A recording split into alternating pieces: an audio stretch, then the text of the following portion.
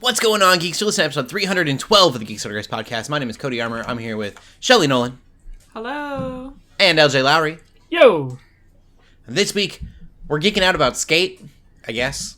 The Blue Beetle. And Lord of the Rings. But first, if you haven't bought anything from our shop, you should do so. Our shirts are super, super soft. You can go to geeksundergrace.com/shop. Check them out. Every once in a while, I got to do a little plug. Yeah, we'll get into the games that we've been playing. Go ahead, LJ. Okay, yeah, so I've been playing, I've been dipping back into nostalgia a bit, actually, because I bought a little device, actually. This won't help the audio listeners, but it's called a GB operator, and it's from a company called Epilogue. And I realized I probably could have just asked for one of these and sent an email, but I bought one instead. TikTok motivated me to actually check it out. It's this thing, you can put a Game Boy Advanced or Game Boy... It looks like a little toaster. Yeah, so... It's very small for those who are wondering what it looks like. It's transparent. Yeah, so you can it put in... It looks like a debit card reader. It kind of does. So you can put in your Game Boy Advanced or Game Boy cartridges in general. So you just put it in like that, and bam! And it plays... You can play the games right on your computer. You can back up the actual like ROMs. You can back up your saves in case like your cartridge has a dead battery or whatever. Nice. And you can take those saves and let's say I want to go back and play on my Game Boy on the couch or something. I can go and do that. That's awesome. I kind of had an impromptu little stream Thursday because I'm like, oh, this is a cool little thing. And so I streamed some of it on Thursday, and I bounced around, played some things, and so I started playing Donkey Kong 94, which is one of my favorite Game Boy games of all time, and the first one I ever owned. And it went really well, so I was like, you know what, I'm just going to play this on Friday night, and it was a lot of fun. Can you remind me where you got it? It's a site called Epilogue. The company's called Epilogue, and... Okay. And it's a way that, like, you know, because we get into the discussion of ROM stuff all the time, and what's legal and what's not, but this is basically... So I'm buying cartridges from, like, I have some of these that I bought from, like, over the years, a couple from eBay, but most of them I bought from DK Oldies, which is another website. It's a retro website I found on TikTok.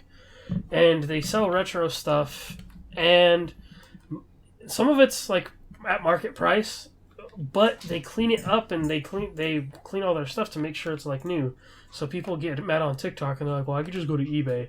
Well, it's like, oh yeah, but you're also going to get a counterfeit cartridge or a messed up cartridge off of eBay for like $20. Like, you're not going to get the real thing. And that's another beauty of this thing, is that it tells you whether your cartridge is counterfeit or not. Which it's pretty easy to spot those. I've learned apparently. But I mean, Donkey Kong as a whole, 94, that game still holds up a lot, and people have enjoyed watching me play that. And it's basically, they do like the original Donkey Kong style levels, but then once you finish those, it becomes its own whole game. And Mario can do a lot of the cool things he could do in 64. You can do like handstands.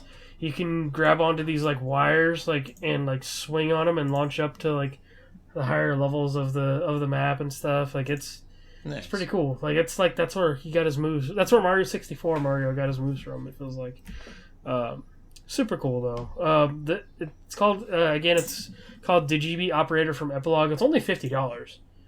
So it's, okay, because I've been really, and I'll talk about it a little bit later, but I've been on this a little bit of a kick. Like, I've been wanting to play some of my older handheld games and things. And the only problem is that I have Pokemon Pinball, and I really just am in the mood to play that all the time. But I don't know I know where my Game Boy is. I have that. I don't know where my charger is. And I'm just like, I can't play unless it's charged, because my Game Boy's dead. It's, it needs a charge. So I'm just like, do I get a charger or do I get one of those? I don't know. It's like, I'd be curious to see, because I definitely do have a lot of old Game Boy games that could be fun to break out again. Yeah, and it's cool because it breathes new life into your Game Boy games, especially when the batteries might be going out or whatever, or like, because those cartridges don't last long. So it's a great tool, I think, and I was very impressed with how easy it works. Like, it shows the box art and everything on the menu. I remember, like, I probably played Pokemon Red more on Pokemon Stadium on my TV than I did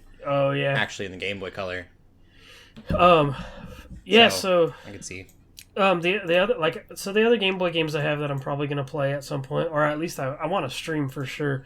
I have Legacy of Goku 2, which is like a really cool action RPG, and it basically looks like Chrono Trigger, which is kind of full circle. But then I also have like this really cool Diablo clone of Return of the King. And then I have recently I acquired the old Episode 3 game, which is like a beat 'em up, and I played that for a little while, and it's like has like Clone Wars style art before Clone Wars was ever a thing, kind of. Yeah. And it's just like it's cool to go back to those. So I definitely want to break those out more, like on streams and stuff. But anyway, so, it's a nice tool, so I recommend it. Yeah, that's awesome. Yeah, and then the other thing I've gotten addicted to again, because I realized I started in like January and I need to finish it before the end of the year, because that's what I told myself I would do, is I started playing Persona 5 Royal again. And nice. I'm like 45 to 48 hours into it, which I feel like is pretty modest. I don't know like where I'm at in progress-wise, because like... You're not halfway through doing Royal. Right. But yeah, I mean, that's crazy. It's such a long game, right? It is. But you're definitely making the progress. So yeah. Like I'm not it doesn't feel like I'm halfway through yet, but like I feel like I'm making good progress because I'm not having to grind a lot. For sure. I go to Mementos at least a few times in between palaces, just to kind of like grind a little bit and buffer, and to do some cases. But it's so fun. It's one of the most accessible turn-based RPGs I think is out there. Yeah, it's so good. Yeah, and then I want to play. I keep on wanting to call it Scramble because that's what it's called in Japan. But I want to play Strikers. And I love Strikers. And I wonder what their rules are for like streaming, as far as like, because I know it was weird with Persona 5, but I'll have to look into how they feel about Strikers, because I would love to stream Persona 5 Strikers when I get to that. I hope it's fine, at least at this point. I mean, it came out, but like I hope it is a Koei Tecmo thing too, technically, but it's also like Atlas, so. I want to look into it because I feel like that'd be a fun action game to stream. That's kind of what I've been playing. I'm going to be playing more Persona. Oh, and the funny thing I forgot to mention actually about Donkey Kong is I accidentally erased my save before the stream ended. Like I was trying to figure out how saves worked right. And so I replayed up to the point where I accidentally deleted my save on stream. So... I'm totally going to. I'm still going to be where I was at whenever I continue, so that's good. But doing a lot of gaming as always. So yeah, I love it. What have you been playing, Shelley? So, my husband and I finally platinumed Lego Star Wars. Nice. Which is very exciting, and also it took a long time. It took 110 hours or so. True. Yeah, so... But it was really fun, like, pretty much the whole way through. Like, really the only annoyances were, like, minor hiccups and glitches and things. Like, sometimes... which is actually pretty classic for Lego Star Wars and Lego games in general. Yeah. A lot of Lego games just have, like, random glitches that just... You don't, like, cause. They just happen randomly. Mm-hmm. But they keep you from progressing, so you just have to restart. You just have to, like, back out of the planet, go back, that sort of thing. Mm-hmm. And those are really annoying, but it was, like, never the end of the world, because we always knew, like, if we were having a really hard time getting a Kyber brick or, just doing something, we just reset. We would just back out, really. Like, we didn't even necessarily have to reset the game most of the time. Or sometimes there'd be a case where we 100%ed a planet, but then the map would still show there being a character or a Kyber brick, and we would, like, go to that area on the map, and there definitely wasn't anything, and we're just okay, so this is just lying to us. Yeah. So that happened a couple times, but again, it was still really fun overall. Definitely much faster to do with two people. Like, we did it at 110 hours, but, like, there were two of us. Like, I can't even imagine, like, one single person doing all of it. Because we could just go to the planets and just split off and do our own thing. Yeah. Each getting Kyber bricks and stuff. So, and then we would just do all the questing and stuff together. So, but it was really fun. And now that we finished that, we kind of told ourselves, we're like, okay, we want to play Fire Emblem Three Hopes. We want to play that co-op, but we have to finish Lego Star Wars first because we want to.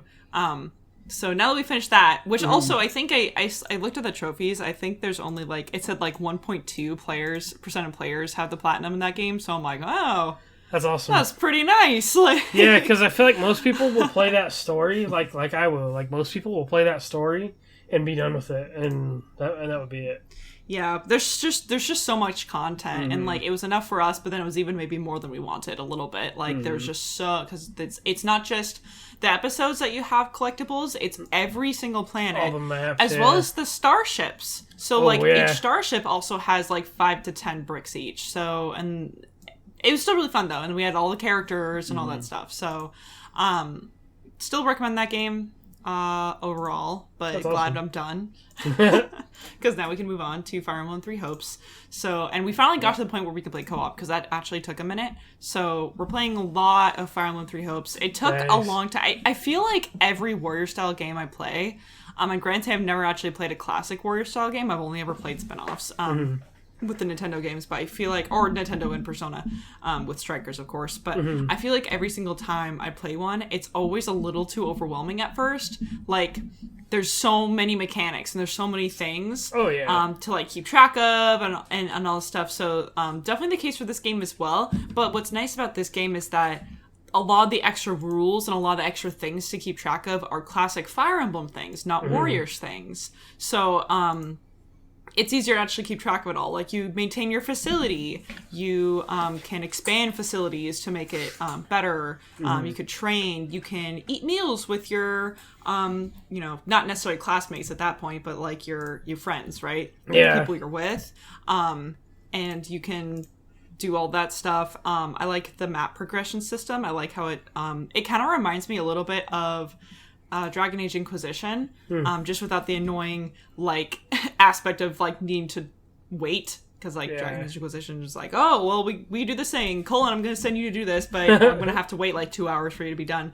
So without that part, but like the map structure and how it's cool that it's like, okay, well you need to fight this battle in order to unlock this part, and then there's all these little smaller things you could do, like these resources you can get, or you could talk to these people and get certain things from them, or maybe you can unlock Anna's shop, secret shop. Like that's a very classic Fire Emblem thing as well.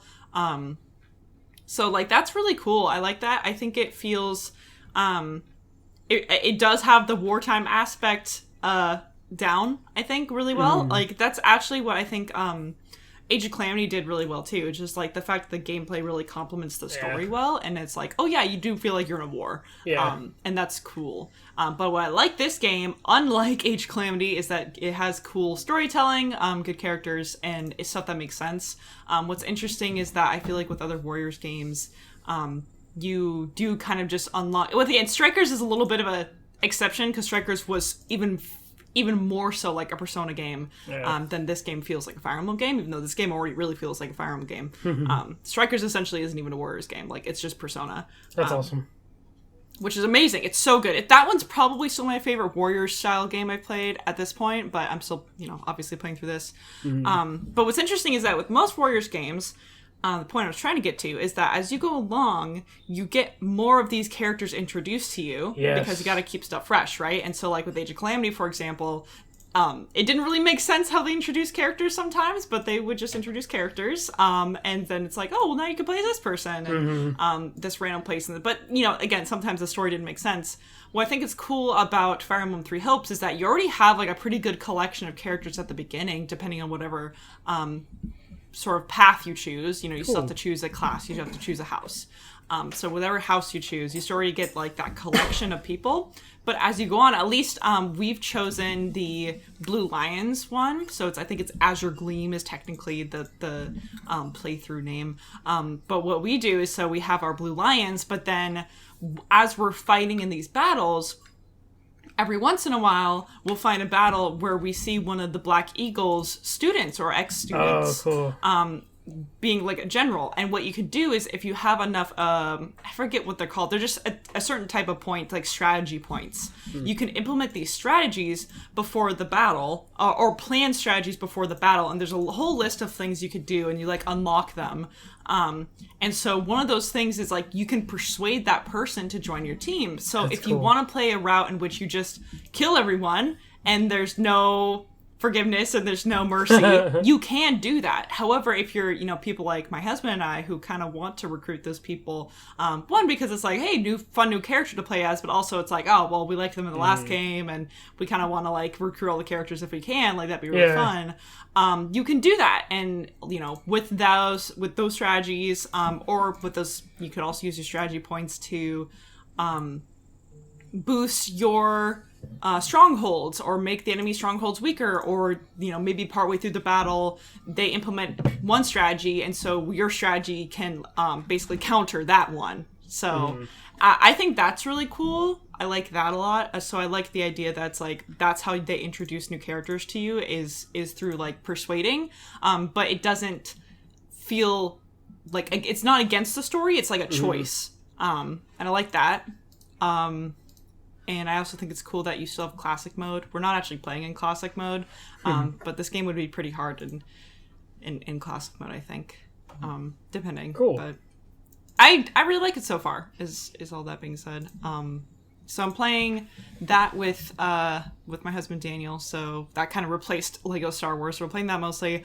But again, I kind of mentioned I've been like wanting to play these handheld games. I was at my parents' place, so a lot of my old games were there, and I found Kid Icarus Uprising, and I'm like, oh my gosh, I need to play this again. So I started Kid Icarus Uprising again. I'm just playing on my old save, because you can replay all of the old levels, and there's so many unlockables, I kind of forgot, and collectibles and things, and I don't have them all, so I'm like, well, I guess I'll start here. I don't need to start from scratch if I could just start here. So that game is so fun. If you have a 3DS, please...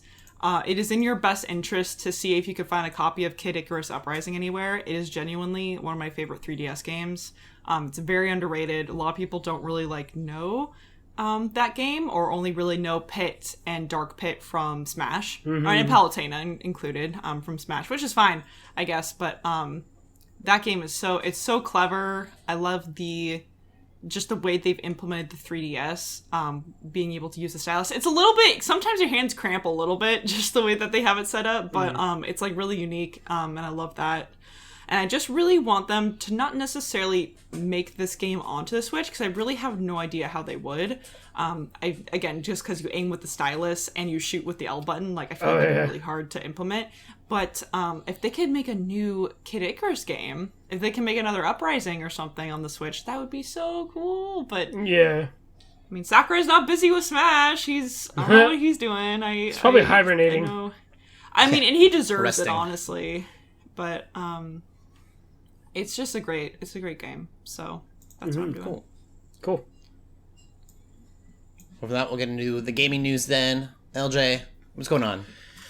Okay, we got some things happening here. The first piece of news I have is that the company who does Warframe, which is the cyborg shooty ninja looking game, that's the best way I could describe it. It's like a shared world thing, almost kind of like Destiny. It's like that shared world MMO shooter thing. But they have put out a teaser for a game called Soulframe. And interesting. They have said, this is the antithesis. There's going to be a lot more, fantasy-style stuff. Oh, cool. They say, well, I'm sure it's probably, cybernetic-looking stuff still, too. But they say that it's, whereas Warframe is the shooting game, this is going to be the melee-centric, which is wild because Warframe has melee stuff, too, and you can be a melee build in that game if you want. You can, there's a lot you can do in that game. But I think they've said that they've looked at games like Elden Ring, and the fact that this game is called Soulframe, it's okay, come on, there's got to be Dark Souls influences in here. Right, it'll be maybe less of an FPS focused thing, but maybe it'll be more. Yeah. I don't know what you would call a melee first. I mean, Warframe is third person, so this will be third person. Oh, well, as then well. it wouldn't. Okay, third person. But Warframe was very like, okay, let's go to this level, infiltrate, and do this objective and shoot some dudes, shoot some bad guys, or like slash some bad guys along the way. They have definitely said they were looking at Elden Ring a little bit, and how that impacted the gaming industry. So yeah, Soulframe does sound cool. And there's a lot of, and this was at TennoCon, which TennoCon is the Warframe like showcase and convention. So this game is big enough that it has its own convention, which I think is awesome. I didn't even know that. Yep. Yeah. And Warframe, the roots of Warframe, it's crazy. It goes back to the PS3 to a game called like Dark Sector, where I think the main character's name is like Nathan Tenno, and you get a glaive and your suit looks like those Warframes do and everything. Like it's got a lot of. Sheesh. Yeah, it's crazy. It's That like a double, cool. like it came from like a AA like B tier video game. But yeah, so that's exciting for Warframe fans. I've dabbled occasionally, but haven't stuck with it. The game that I can see myself sticking with, no matter kind of what happens, is the new Skate game. And that's right. It is no longer Skate 4. It is now just called Skate, and it has officially been announced as a free-to-play game. It gets weird because like the Skate games had like these campaigns, like these stories you could play through that like you would work with pros and do all these objectives and become a pro yourself. But they're encouraging like like wild activities. I mean, it's definitely going to be like, oh, like this is your playground kind of thing, kind of like Steep or like Riders Republic and stuff like that. But I wonder, and they have said that it's only going to be cosmetics as far as like the microtransactions. There's not going to be any loot boxes. So it's like as long as it's fun and as long as they keep giving me stuff to do and as long as the map is designed really well, then I will play the heck out of it. I still play every once in a while Skate 3 to this day. Like Skate 3 is probably one of the games I've played the most, like ever probably. I got hundreds of hours in Skate. It was one of those games that kind of got me through some tough times back in the day. I've had it on multiple platforms. It's one of those games where I would just throw on headphones and just shred like whatever my favorite area was. It's the game I've probably beat the most. I've probably beat it at least 5 or 6 times. So I am curious to see what this free-to-play thing will do, and I'm curious to see what skate brands and what pros are out there. Because skating is not as big of a fad as it used to be. Even when these games were coming out. I think this game might have come out 2009 or something, or even the year before. But the Skate franchise is awesome, and there's other people trying to make skating games right now too, like Session and Skater XL and stuff. And so this is the king right here. So I look forward to seeing. Miss the Tony Hawk games. Yeah, and see that's what's weird is like I went to play Tony Hawk 1 and 2 the remaster. And, like, I got bored, like, really fast. Like, because I knew how to do everything, and everything still was, like... Oh, I forgot they did those remasters. Yeah, I mean, they're still good, and they're still fun, but, like, I just felt so bored by the arcadiness. Because Skate was more, like, simulation-y, and, like, it felt weird to go back to Tony Hawk, because I played so much Skate. But Tony Hawk is still amazing. You can get those on Switch now, too, by the way. They're always on sale for, like, $25. Yes, so, I mean, I still recommend those, but it... Yeah, I'm curious to see where Skate goes being free to play, because then there's so many service games out right now. Like Fortnite's still a thing, and I've been taking a break from that, and I've been playing Fall Guys, and then Multiverses officially launches at the end of the month, and like a soft launch this week, and then you got Rumbleverse, which is that wrestling battle royale that's coming out on August 11th. Like there's. Every game wants your time and your attention these days, so I'm hoping that... No kidding. I'm curious if this is going to be the game to do it, just because I loved Skate 3 so much. So, yeah, I'll get off my soapbox on that one, but it's just... That's a big one for me. So, yeah. And then the last one there is a loyalty program coming out that PlayStation has a new loyalty thing called PlayStation Stars. And they say that so I look at this as like the Microsoft Rewards program. Like if you play games on Game Pass and do certain things, you get reward points. And they say that's going to be how this works. That you're going to be able to earn like currency for PlayStation the more stuff you do. And they also said they're introducing a thing that sounds scary at first, but it's called digital collectibles. And they have said these are not NFTs. You cannot trade them and like sell them.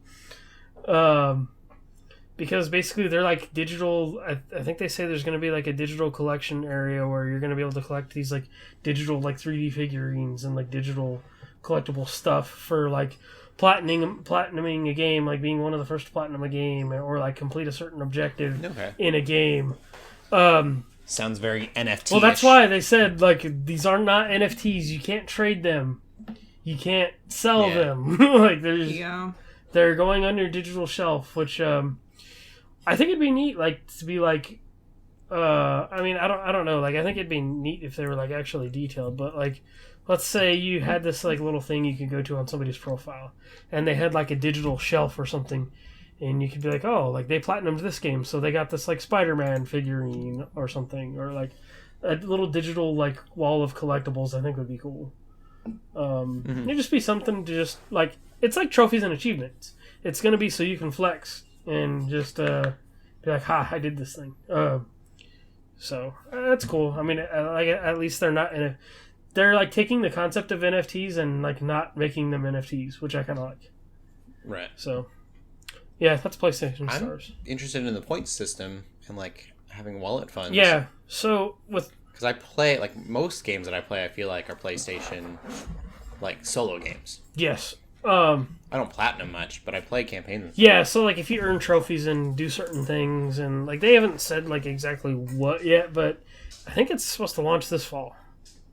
But I think the more you play them and the more you like interact with them, like it's like with Microsoft. It's like you score up points that way, and you can get like digital gift cards and stuff. PlayStation used to have a it's called Sony Rewards, and it was based on your purchases. Like if you purchased so many things, or if there was a sale, they would be like, hey, double points for this. And I remember buying like a copy of Little Nightmares for $20 basically for free because I had enough points one time. So hopefully they do something like that and maybe might make a game, full price game. You might be able to shave like $10 off of it or something like that. Yeah. Or rack up enough to where you can just get a game for free. Yeah. That's cool. Yeah, so there's a lot going on in gaming still. Cool. Well, we'll get into movies then. Guys, I finally watched Thor. Yes! What did you think of it? I enjoyed it, but I think I knew what I was getting into. Right! We kind of helped temper your expectations, maybe. Mm-hmm. Yeah, I wasn't like thinking that it was going to be anything crazy.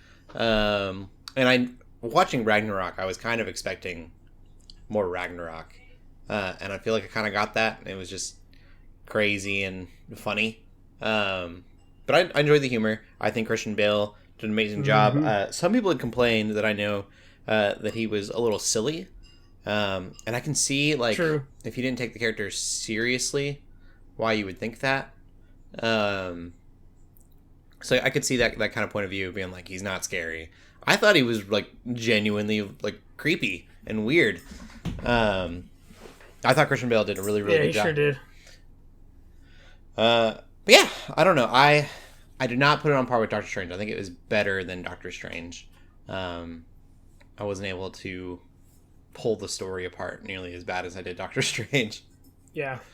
There was a lot of things in Doctor Strange that didn't have to happen. That would have made. I've heard it said like that's like, well, why did Gore do the things he did when he could have just literally just walked up to Thor and just tried to kill him instead of like drawing him out and stuff like that. I'm trying to stay as like spoiler free as I can with that, but there's just a lot of arguments like that. It's like, well, why would Gore do this if he's such a god hater, or like, why would he want to do his main objective if he's such a god hater, kind of a thing? And I'm like, oh, okay, those are valid points, like. Mm-hmm. I do think the biggest missed opportunity, and this will kind of very vague spoiler here, but I think there was room for a Moon Knight Easter egg, at least, or reference. I know what you mean. And it was weird not Pantheon to. stuff, yeah. Especially because I think it goes back to... Well, I saw an article about how, like, the creators of Moon Knight and the creators of Thor had a conversation to make sure that they were aligning with what, gods in the MCU are like and what they are. Right. So, I feel that, yeah.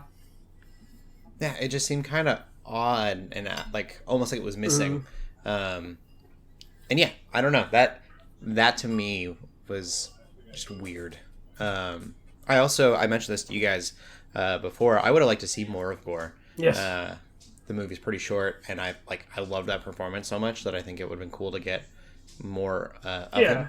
Yeah, I think it's one of the shortest. It's a really short movie. It's like 1 hour and 59 minutes. Like, that's not short, I guess, but it feels short. Yeah, I don't know if it needed another hour or anything, but I would take another 15 minutes of Gore. Kind of just being weird. Yeah, because the pacing is a little. I think, could have been better. I wish a little bit more time. Jane's story felt so rushed and unused. I feel like they wasted Jane big time, for me at least. Yeah, I could definitely see that. The things that she went through and the things that brought her to where she ends up don't carry as much weight and aren't as huge as they should have been.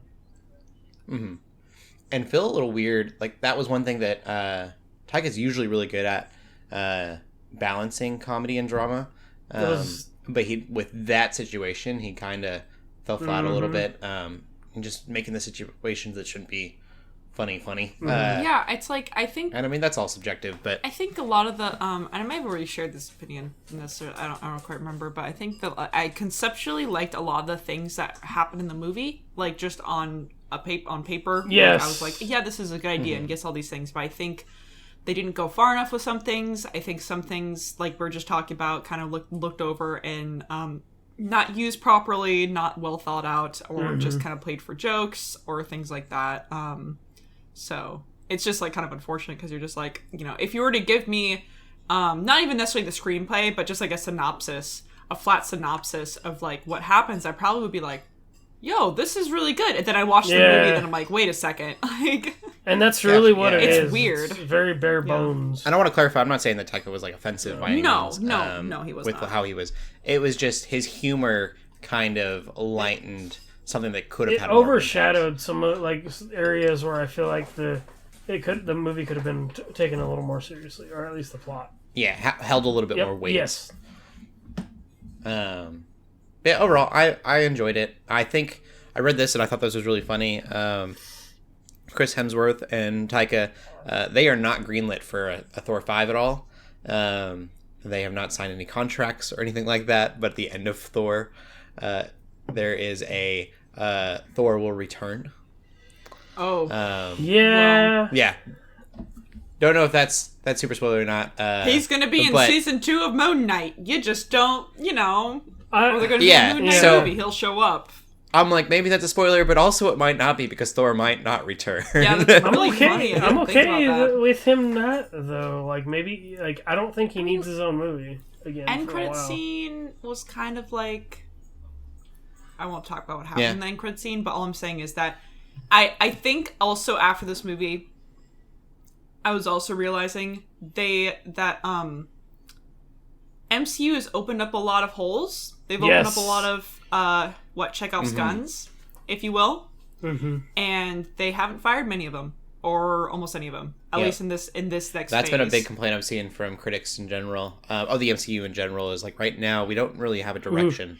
And this movie does nothing to really bring direction to anything. So that cameo was one of my favorite actors, one of my favorite actors that played in Ted Lasso. For sure, yeah. I love his character in Ted Lasso so much.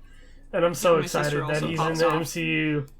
Yeah, but it's just especially, again, I don't want to really big spoil it, but characters and people and things, ideas that they keep introducing at these last, usually end credit scene or offhand somewhat, not necessarily the focus of like some of these shows, or you know, like Loki, that actually kind of was a focus, I would say. Miss Marvel is guilty of something like that too.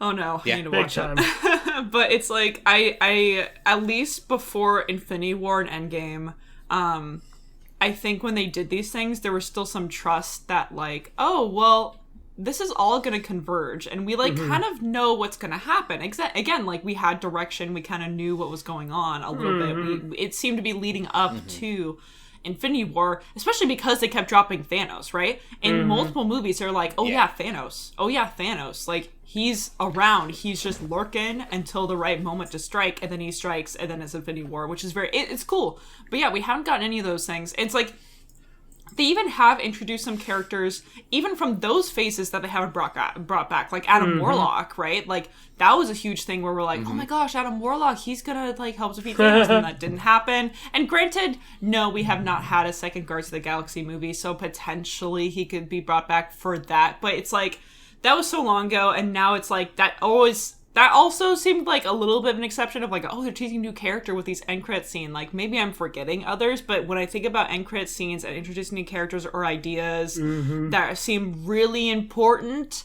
like, oh, we need to follow this like now, right? It's like been phase 4, and it's really weird because I'm just like, I don't care. I want to like on one hand, I am enjoying when they introduce new characters more, but only when they actually like, you know, actually have them on screen and like so we could see them and get to know them. Technically there's a villain in the original Hulk movie that hasn't had a payoff yet. Oh my gosh, yeah.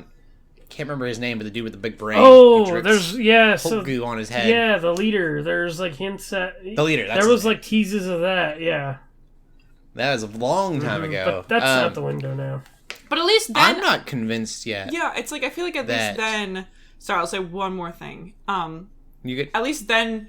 Even if we're, like, getting introduced to new characters, or they're leaving Chekhov's guns, or they're doing whatever, again, at least we had the clear direction of, like, well, we're looking forward to this thing, and if they bring in that character or bring in that idea into that, awesome. That'd be great.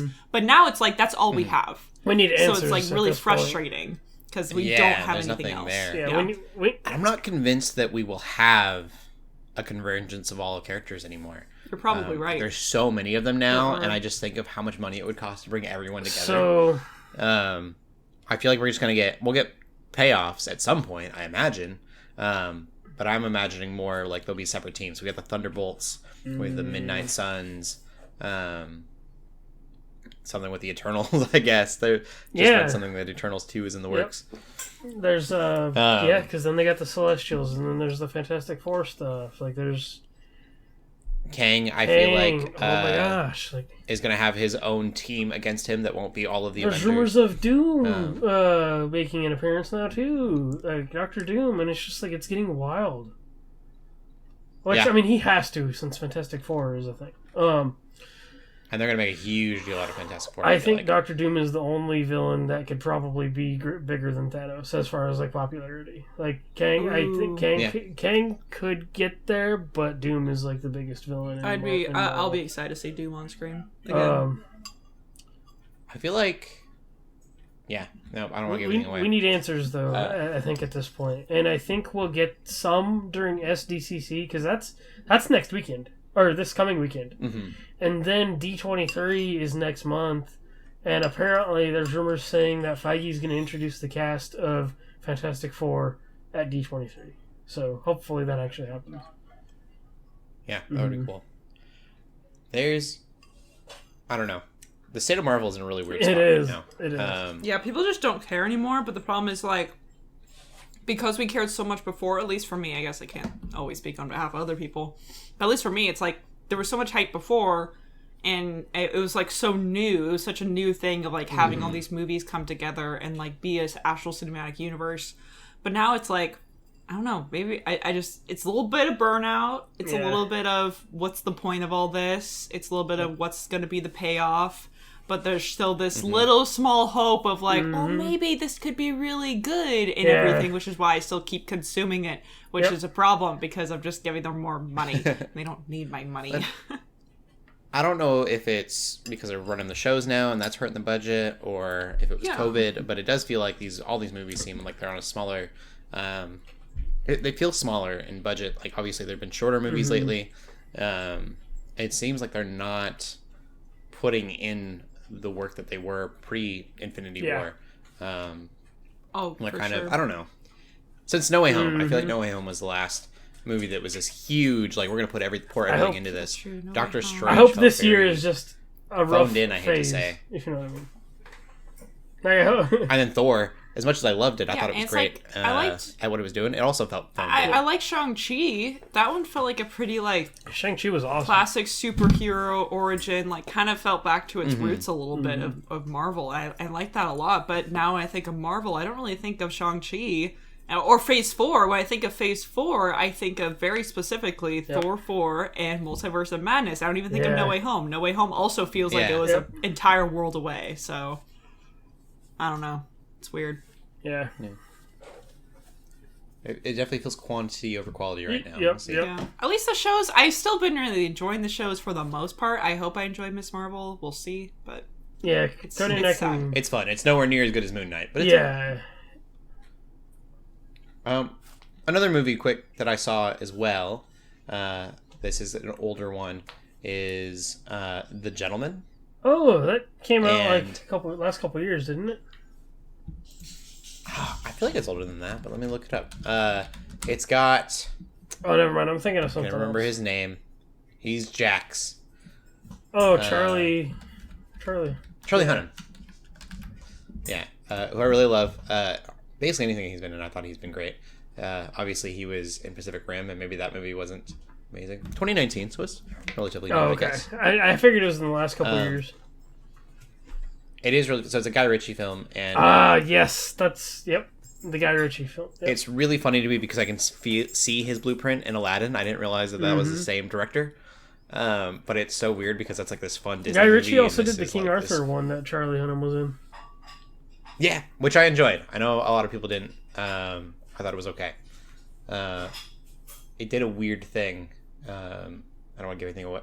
I guess I could spoil that movie. No one cares about it. It looks really grounded, and then at the end of that King Arthur movie, it gets really fantastical, and it was nowhere in the trailers.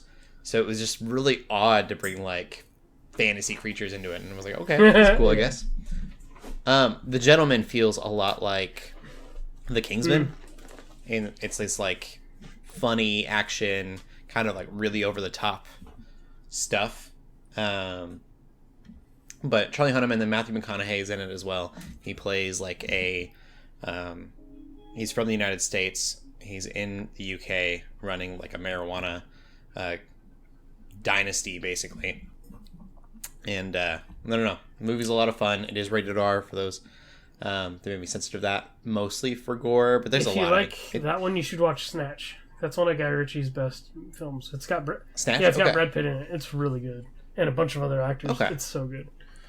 Yeah, definitely not gonna be a movie for everyone. Yeah. If The Kingsman was a little over the top for you, this is gonna be in the same boat. There is a character in it that reminds me a lot of Uncle Iroh, and definitely the best part of the movie. Have you seen it? No, LJ? I haven't. I've heard of it. Okay. There's a guy named Coach in there, and this is an older movie, so I'll kind of talk about it a little bit. I think it might be in a trailer. He's about to get like robbed by these kids, and he starts like teaching the kids how to fight, like in the middle of this parlor, and then obviously wrecks them and walks away. But very Uncle Iroh feeling. It's good. It's cool. A good time. Yeah. Movie that I've been wanting to watch forever. I don't know what made me finally get up and rent it. Rented it off of Amazon out of boredom one night. Yeah. But is that all the movies we've seen? Yeah, because I didn't watch anything.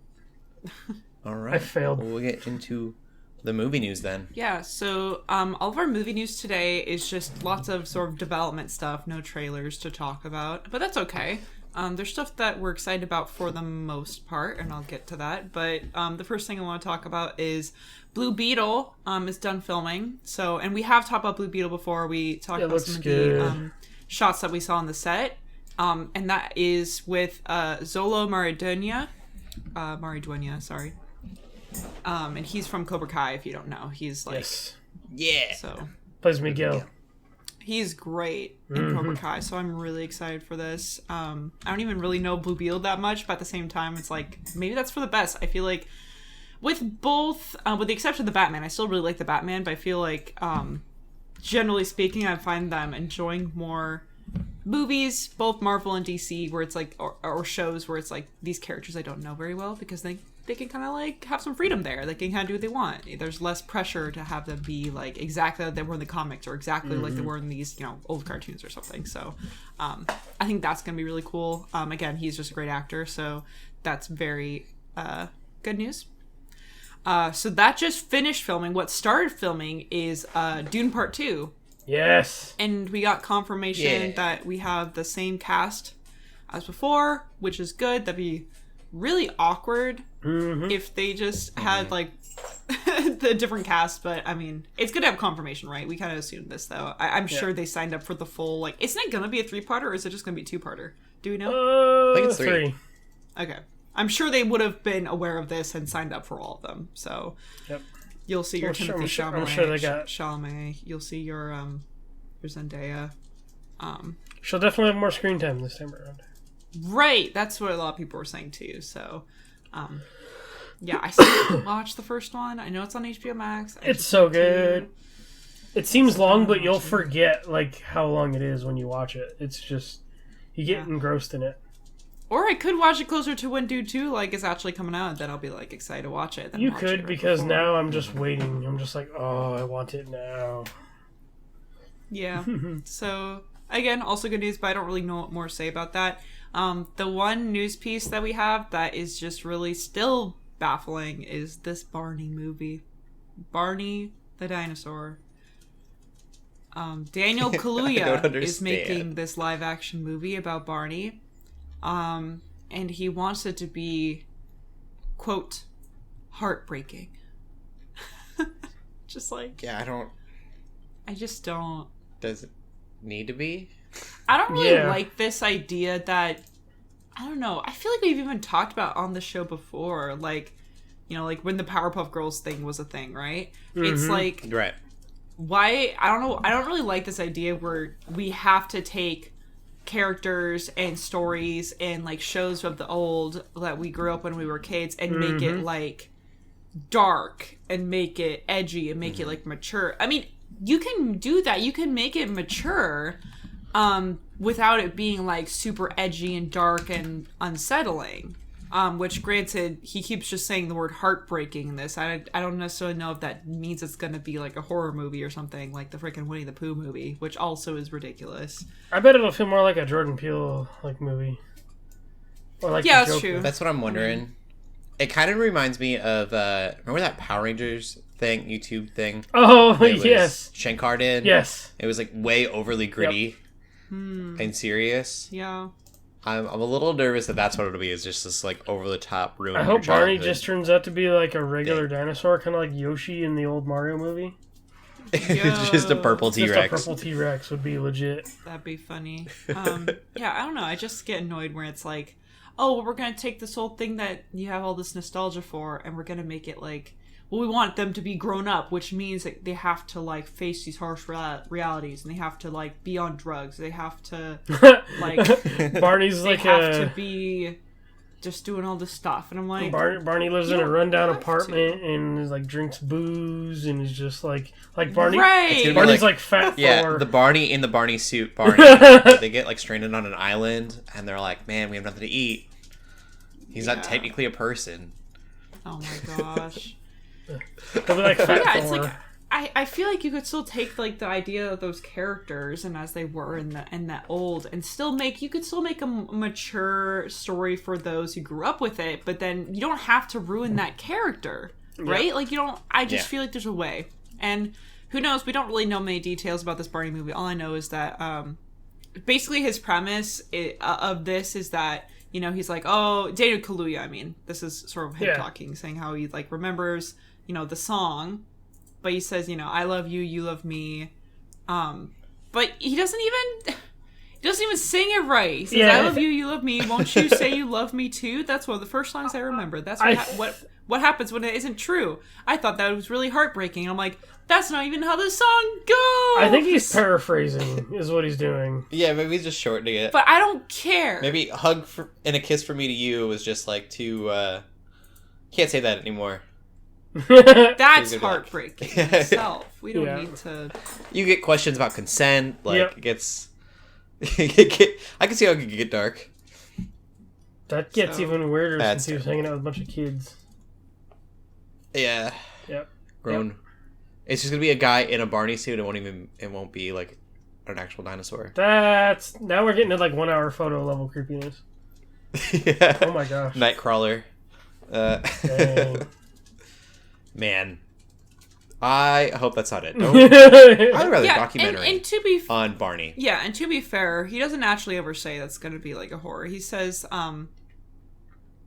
he does say, he said, I have no idea why. It feels like it makes sense. It feels like there's something unexpected that could be poignant, but optimistic, especially at this time now. I think that's really, really needed. So it could be more of a take of like actually trying to take the character as a wholesome character and put him now. Like, maybe it is. I have no information, and I just think it's a really interesting, if not weird, it's vague idea. Like, I see more of like the Joker when I do a horror movie. Put on a happy face in my head, and I don't want that. Gosh. So we'll see. Yeah, I don't want a horror movie. I guess we don't need another Winnie the Pooh situation.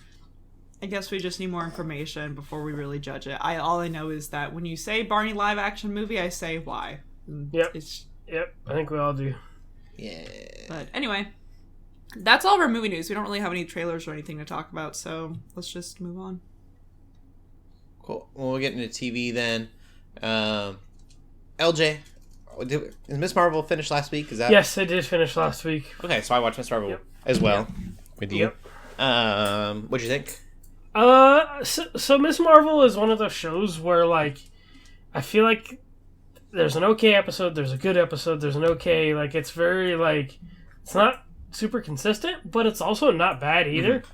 Like I really like the previous episode, which was like a lot of a flashback and like just digging into past stuff, which I thought was really good. But then this finale, like we finally they did the thing where it's like we finally get to see her become more of a hero, but also if the rest, I heard this described on TikTok and I'm stealing it. If the whole season was done the way this final episode was done, it would have been amazing. Like I think it would have been really good.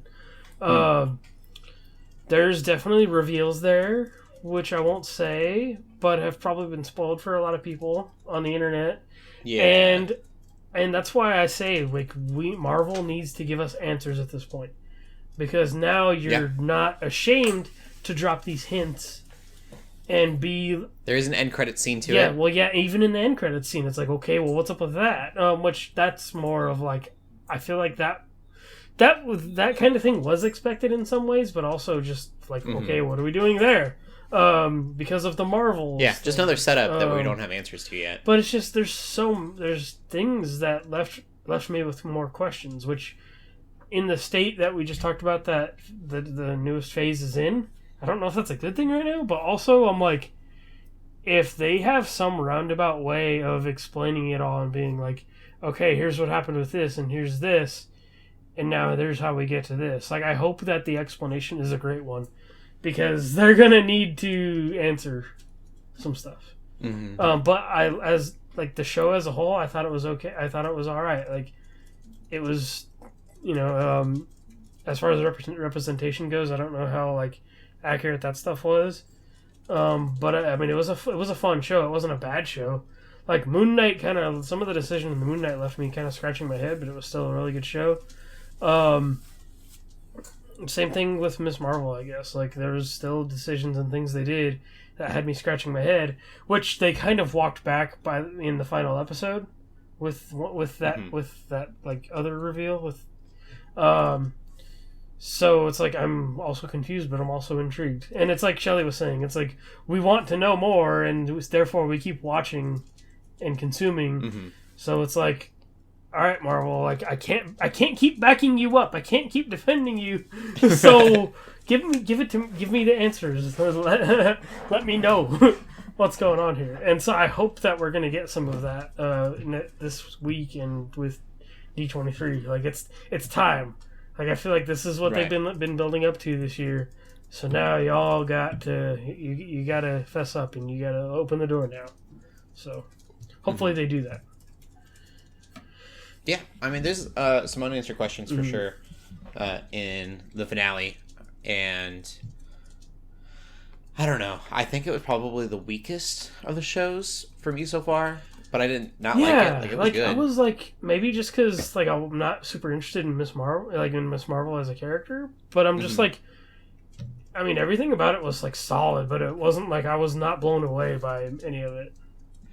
It did have, and I kind of argued against this. Every once in a while it would go away in an episode, but it still felt very much like it was a Disney Channel show about like high school, but then it had a good budget, and then every once in a while it would be a Marvel thing. And I loved when it was a Marvel thing. And I'm sure for some people the high school stuff was probably really good. I'm sure like a younger audience was probably able to relate to that a lot more. I thought their high school stuff was better than Homecoming, because I hated Homecoming for all the high school shenanigans and all the kids stuff. That's fair. I mean, I came around on it. Yeah, I think it does it well. It's just not something that I care about. For me, I want to know more about the superhero part, and this show being kind of an origin story. There wasn't a lot of superhero stuff till the very end. But I didn't hate it. I mean, it was good. I would definitely say watch it, especially if you're planning to watch the movies, because I think that this is going to strongly impact a movie coming out. I don't know when the Marvels is supposed to come out, but that's been announced. The Marvels is a show. we got Marvel, obviously, we got Wakanda Forever next, I think. Oh, wow. I think. That's crazy. That seems like it's so far away. I know. I have to look. I'm amazed that we don't have trailers for things before, like there should be a trailer, I feel like, out now for whatever was coming out after Thor. That's what SDCC is going to be. Yeah, we do have She-Hulk. Oh, yeah, She-Hulk is a thing, too. So we do have Marvel stuff coming out. It's also weird. But I think as far as movies, I think it's Wakanda. That's, Yeah, that's cool. And then, LJ, you've been continuing on with Dragon Prince. Yes, Dragon Prince is amazing. I love the pacing of that story.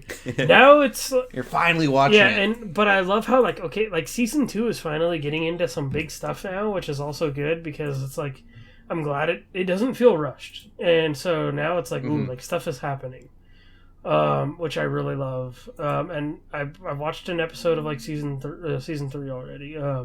But I'm gonna watch all that pretty soon, and like I did with the other 2 seasons, I'll be able to finish it before next podcast. So I'm gonna do it.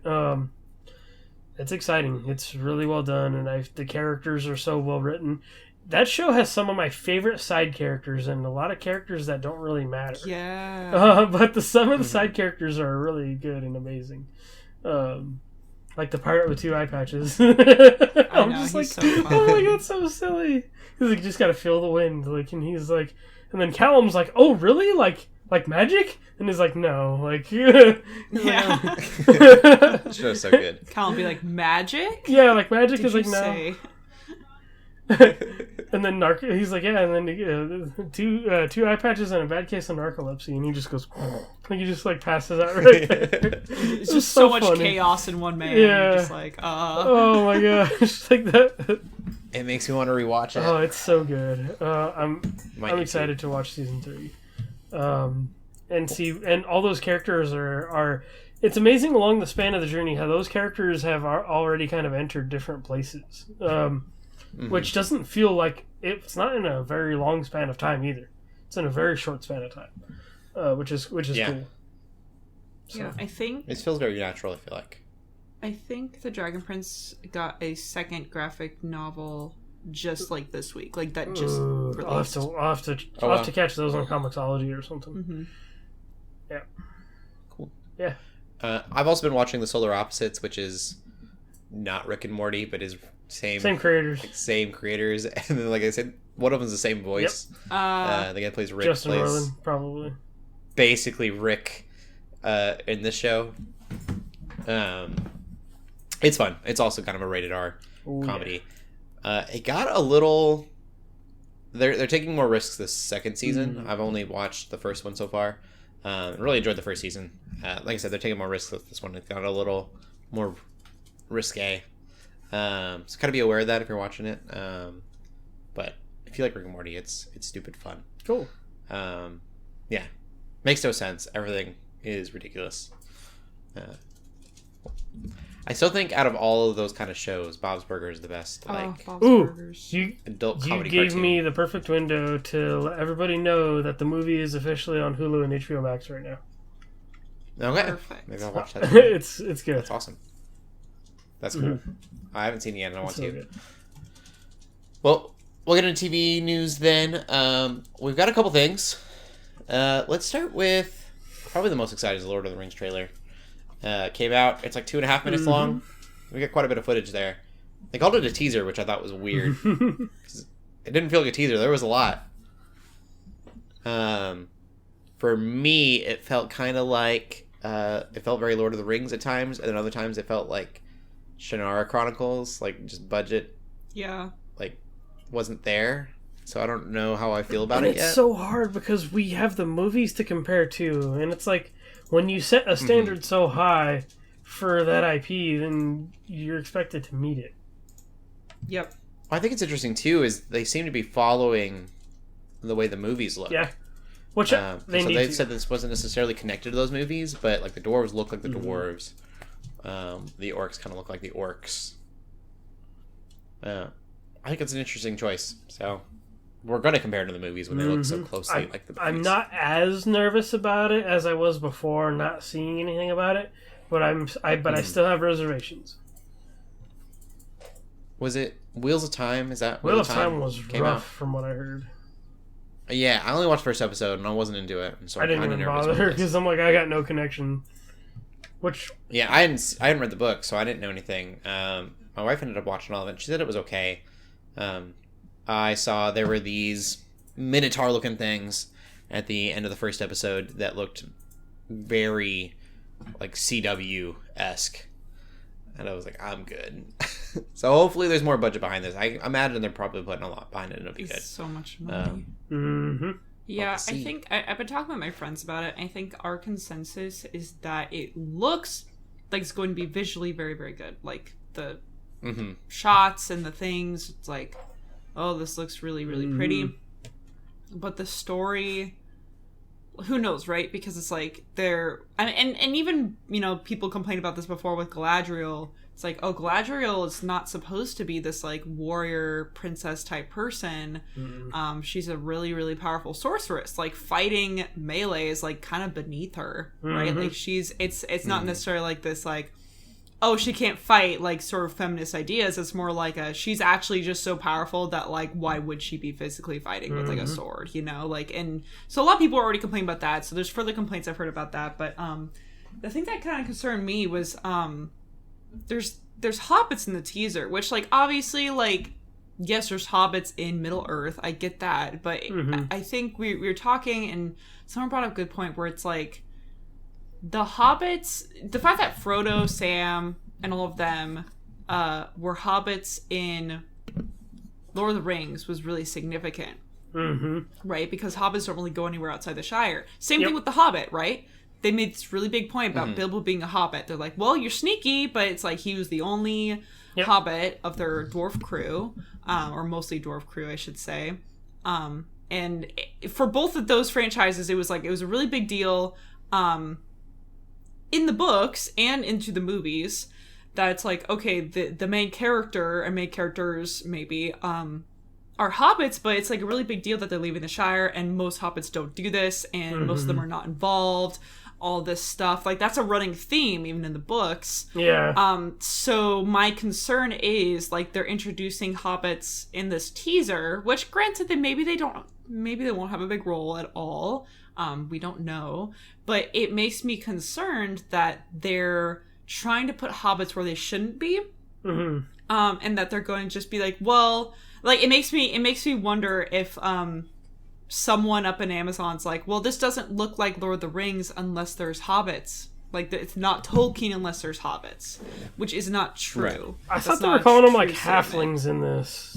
Like, I don't know if they were full-on hobbits, but they're basically smaller statured race. But they definitely looked like hobbits, too, though. I mean, it looked like the Shire. Yeah. Like, I'm sure, I think it was the Shire there. I definitely figured they were hobbits. I just don't want them to be, like, throwing in hobbits just for the sake of making it look like Tolkien, making it look like Lord of the Rings, because, again, that's also just going to mess with the story where it's like, hobbits, historically, don't get involved. Bilbo was an exception. Mm-hmm. And because Bilbo was an exception, he made Frodo also an exception, by the way, because they're related, right? So it's like, that was one thing, too. But, I don't know. And I'm not even the biggest, like, I'm not a big into, like, Lord of the Rings lore. I don't really know all the lore, so I know there's other people who have even more complaints than I do. But I think it's fair to say that, like, I think visually it's going to look really good, but the story and characters are going to be really questionable until we get more information. How is the acting going to be? I don't know. It's like, what's crazy about Lord of the Rings is, like, it's so good. And yes, there's really cool shots and really cool, like, practical effects that they use and stuff. But, like, what people remember with Lord of the Rings, if you ask anyone who's a really big Lord of the Rings fan, it's the characters and it's the story.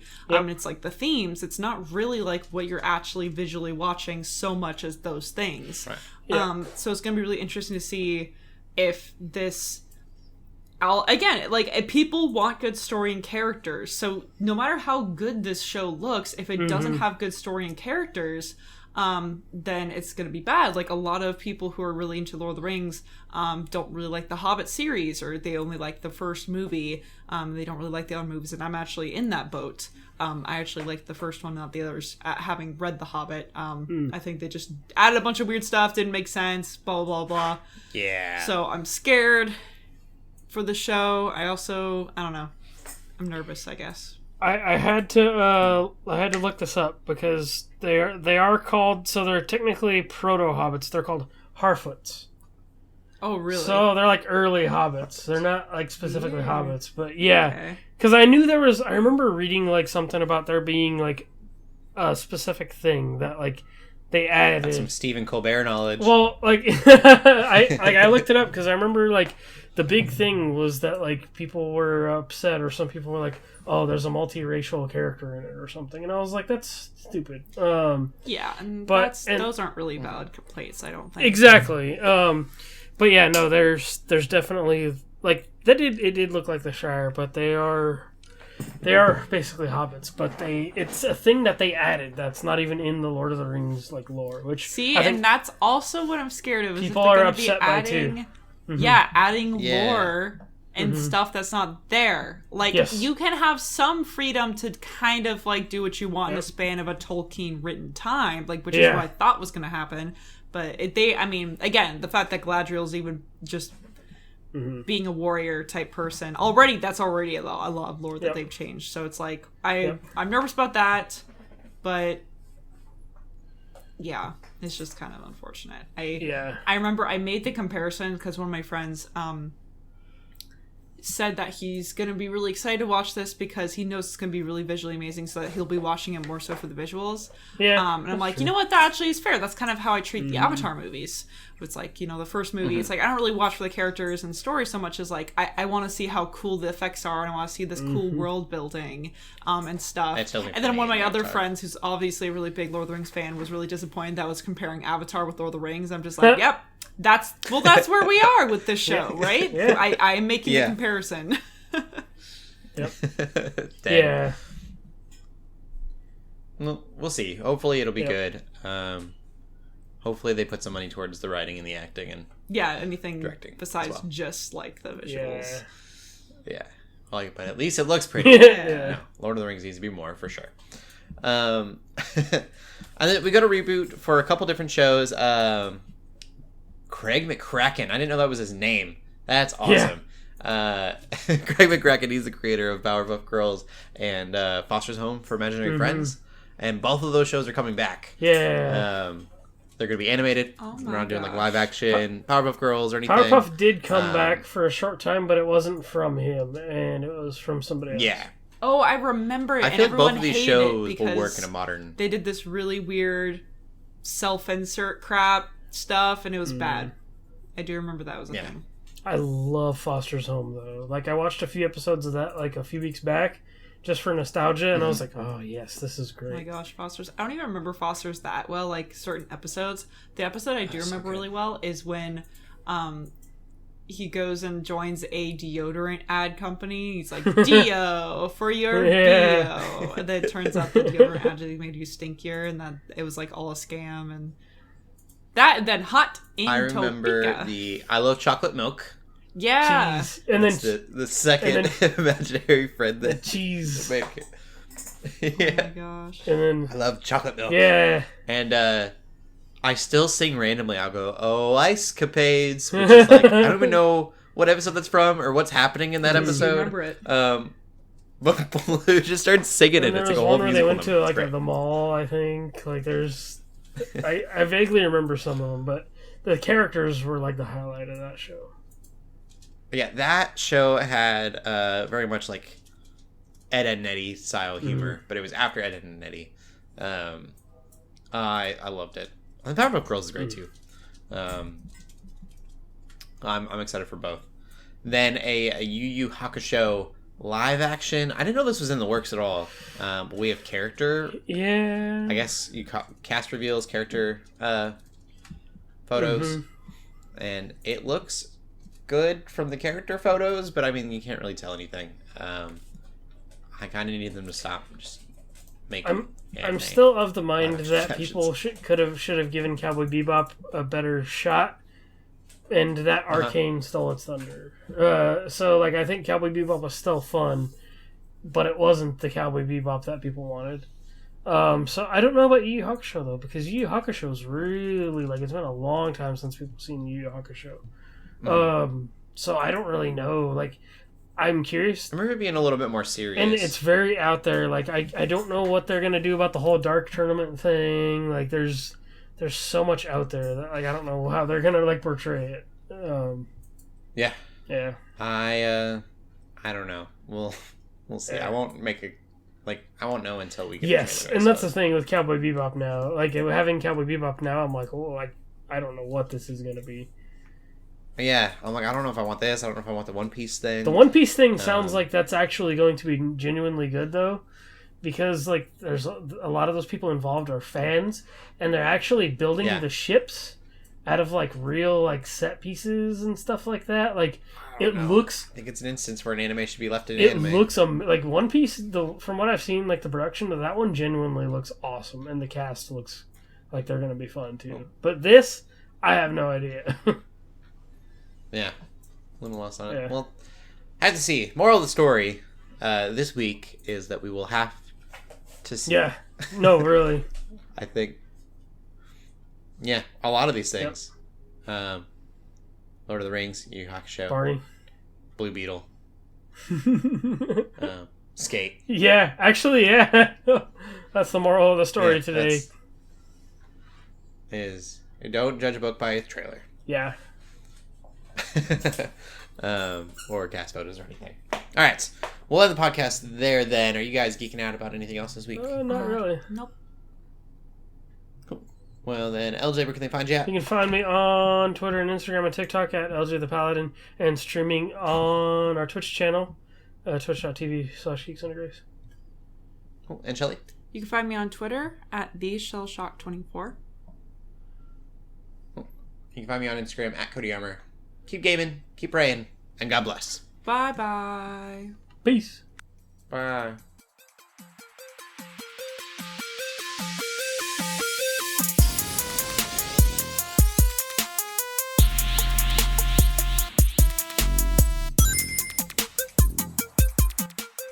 We hope you enjoyed this episode of the Geeks Under Grace podcast.